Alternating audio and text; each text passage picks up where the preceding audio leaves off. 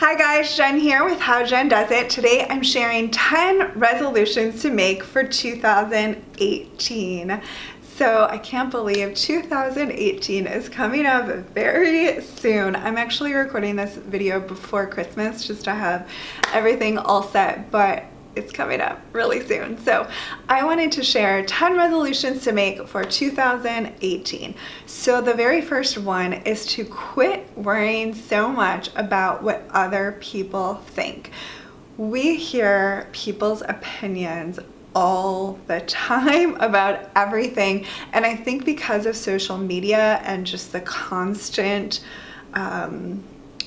opinions on there, that people feel the need to share their opinions more and more, and like they have a right to do that, and it can start to affect how we feel about ourselves or our decisions. And I think when you are secure in your decisions for yourself and your family, and you don't allow the opinions of others to affect you, there is great freedom in that. So know that if you have taken the time to do research and make the best decisions for yourself and your family, if you are dressing in a way that you want to dress, if you're decorating your home in a way that you want to, if you are making choices with your food that you feel are healthy, and all of the other decisions that you could possibly make,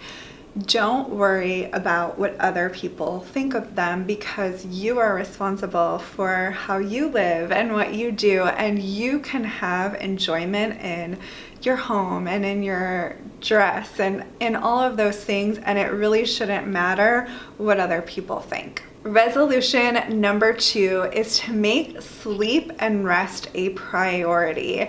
I have been doing this for at least a year, just making it a big priority, and I know that there is such a difference in my overall well-being when I get enough sleep, and I think that that's the case for everyone.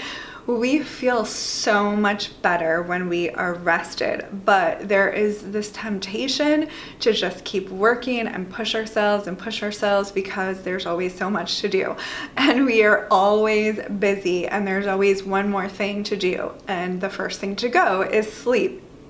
But I have been giving myself a cutoff time. I'm not 100% perfect, but for the most part, giving myself a cutoff time, making sure that I get enough rest, not pushing myself to do more and more and more and more, because it is so important to our health to get enough sleep and enough rest.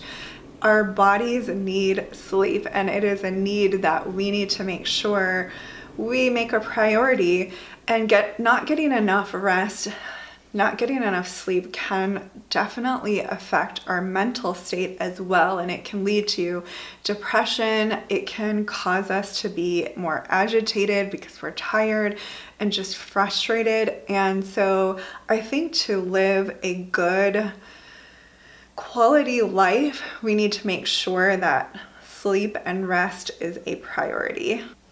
Resolution goes right along with that, and that is to take care of your body and your mind. And for your body, a lot of times we make resolutions to lose weight and to get down to a certain weight or a certain dress size or whatever it might be, a waist measurement or whatever. But when we make our health and our mental health a priority, those kind of things can fall into place. But I've realized over the years how important it is to take care of my health, not just so that I'll look a certain way on the outside, but that my body will run efficiently and that I will feel good and that I won't have, illnesses and things like that. Of course, some of them you can't help, but for the most part, we can do a huge part by taking care of our body.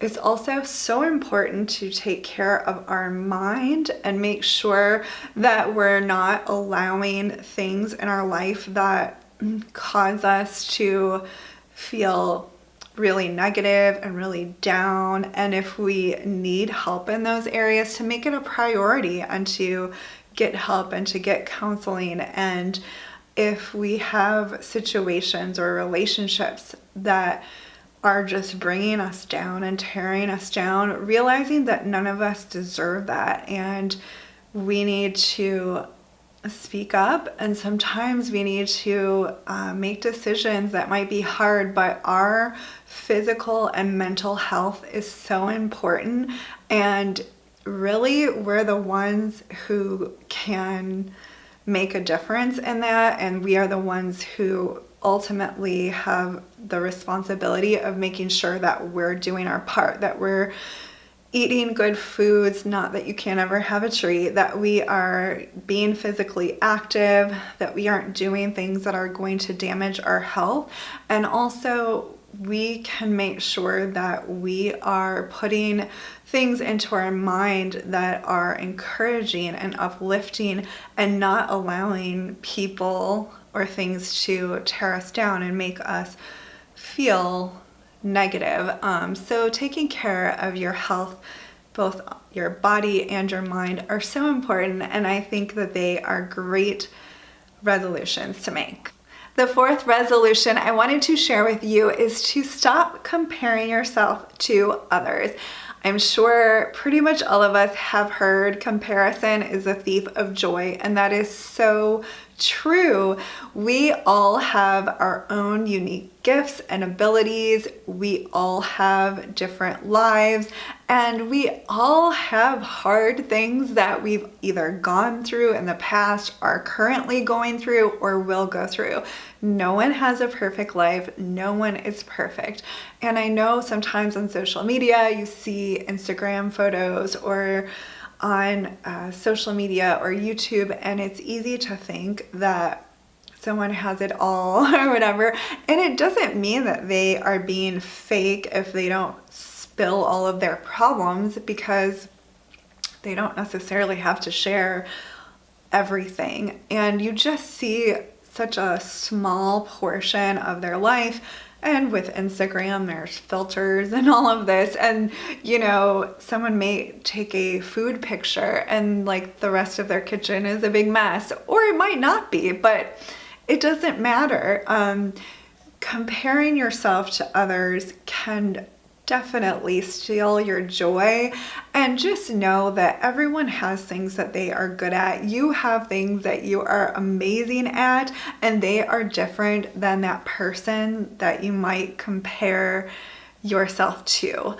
And so just really think about the things that you have been gifted and your unique talents and the things that are amazing about you, and don't compare yourself with others. The fifth resolution to make in 2018 is to have a very specific financial goal. And I say this because a lot of times people are like, I want to get out of debt, I want to pay off my house, I want to save for a car, I want to save for vacation, I want to pay off my student loans, and on and on and on. And a lot of times we find ourselves not meeting those goals, or we find ourselves taking a lot longer.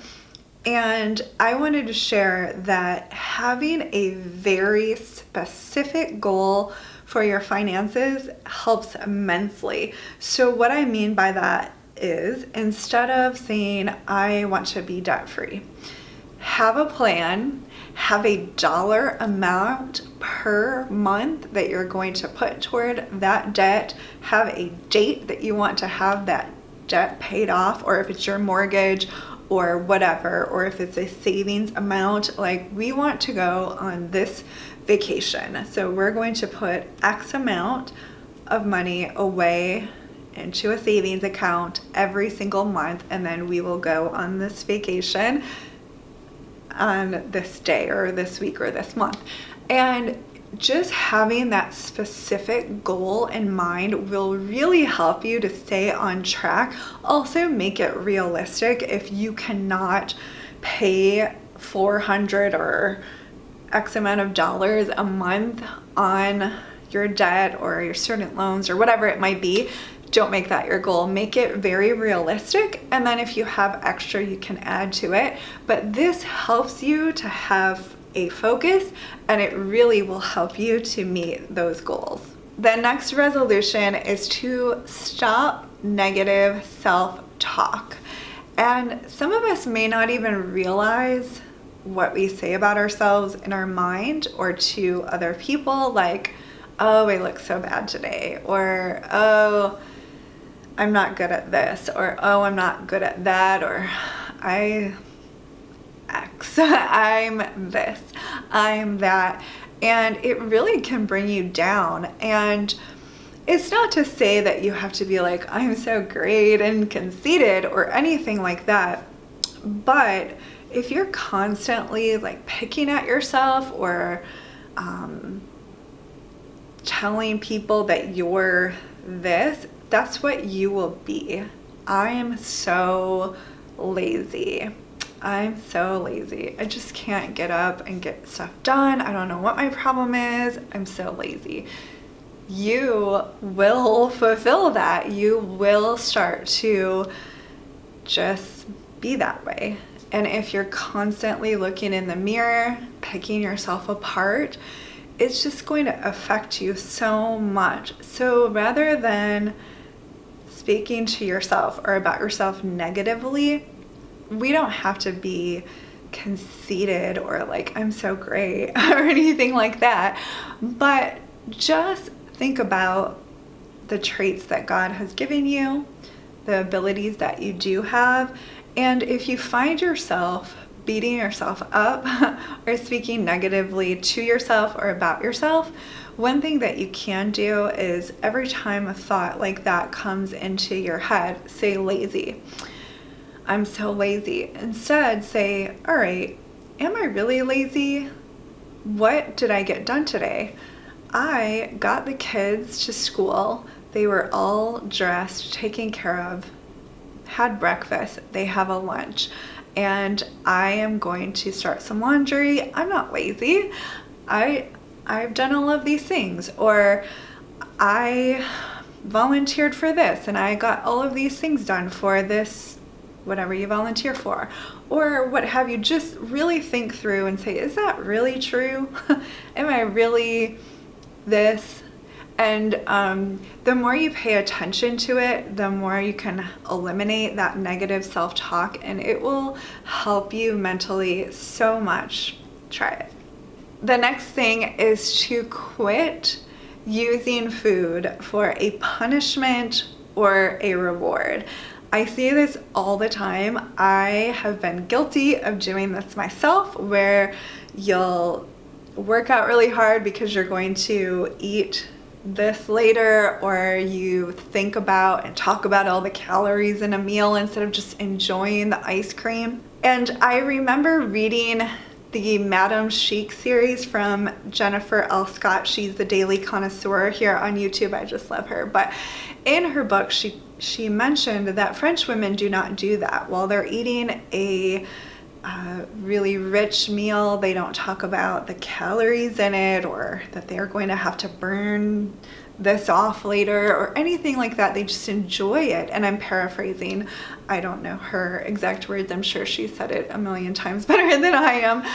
But that is just something that I really thought about and have been thinking about as I've gotten older, because it's such an unhealthy thing to think of food as a punishment or a reward. We should enjoy our food. And of course, we can't eat things that are unhealthy for us all the time, but because it will affect our health.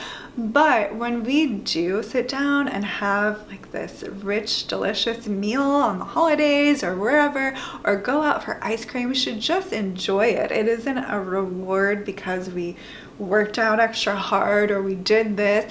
It's not a punishment. Like, we don't have to punish ourselves and say, we cannot have that because we didn't work out today or we weren't good. And so just having a healthy relationship with food is something that I think is so important, and it's something that I've really been thinking about what I say when I do indulge in something, and just letting myself enjoy it. And I think that that's such a great thing.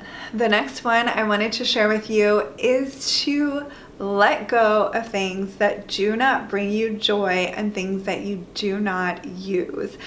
And I say this because it is so freeing not to have all of these things around that we don't want, that we don't like, but also remembering that things like a hammer or things to wash your car don't necessarily bring you joy, but you still use them, so they are important to have. Not everything is going to bring you joy, but you still need it and use it. And just looking around and being surrounded with things that you like and things that you use, and not things that bring you down, like piles of clutter, is so freeing. And it's such a great thing to resolve to do. Getting rid of things that don't bring you joy and things that you don't use is just an amazing feeling. The next thing is to quit wasting time and saying yes to things that you really don't want to do. I don't mean things like cleaning the toilet or laundry, because we do have to do those and there are benefits to those. But what I mean is, we get asked to do a lot of things. There are opportunities to do a lot, and sometimes we feel obligated to participate, or things that we once enjoyed doing don't bring us joy anymore, and we are too afraid to stop doing them. We're too afraid to break free from relationships that are bringing us down, or to speak up when someone is being negative toward us, or what have you. So we find ourselves doing things and spending time doing things that we don't want to do, or being asked to do something that we don't feel is important, or something that would take a lot of our time that we don't really think is necessary, but we're too afraid to say no. We're too afraid to say, tonight I'd rather just stay home and relax with my husband and kids, instead of being invited to do something and feeling obligated to say yes. If that's something you want to do, which a lot of times it is, but there are times when we just want to stay home, and we should be able to say, no, I don't think that I have the time to do this, or, tonight I think we're just going to stay home, or, I used to love playing on this softball team, but this year I think I'm going to take a break, and just maybe next year I'll, join back and do it again.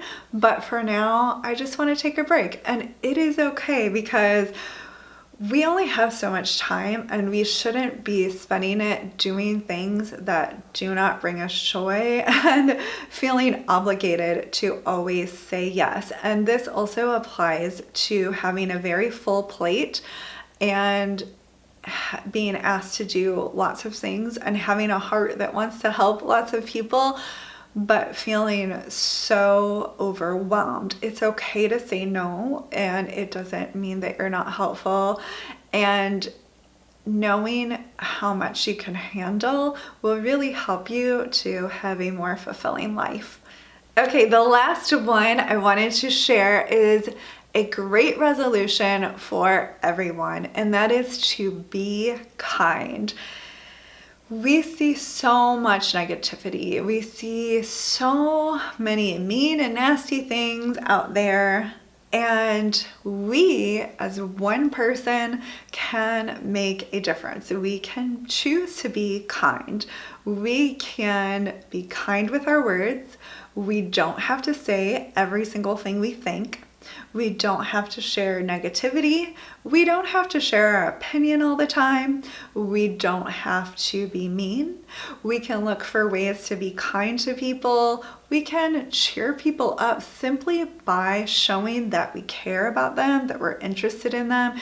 We can make sure that we're not just talking about ourselves all the time, that we're asking about what's going on with the other person, making sure that we remember, oh yeah, they had this situation going on, I want to make sure that I call them or text them, or the next time I see them, ask them about it. And it just shows kindness and that you care.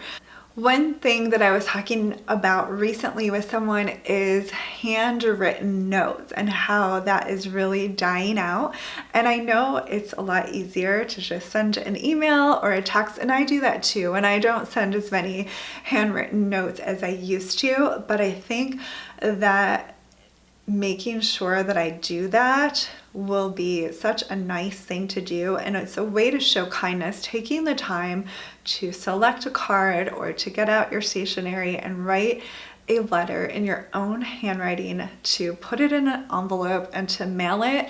Just shows an extra step of kindness, and who doesn't love to receive a nice note?